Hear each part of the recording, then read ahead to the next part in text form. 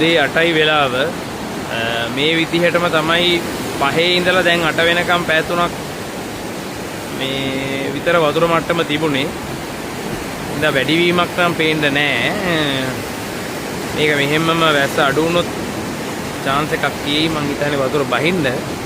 මේ පැත්තේ තිබ්බ ගස් කොළන් ඔක්කොම ටික ගලවගෙනම ගිහිල්ලා තියෙන්නේ. උදේ 8ටම ටවුන් එකේ තත්ත්වය. පාරෙන් නම් අඩි 10ක විතර වතුර ප්‍රෙෂර් එකක් යනවා.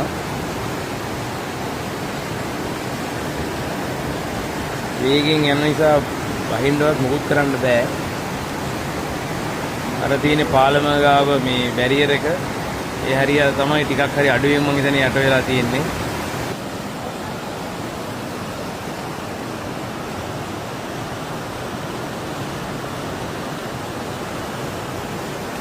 මේ හරිය තිබ්බනේ කඩ ටික නම් ඉවරටම ඉවරයි ගහගෙනම ගිහිල්ලා.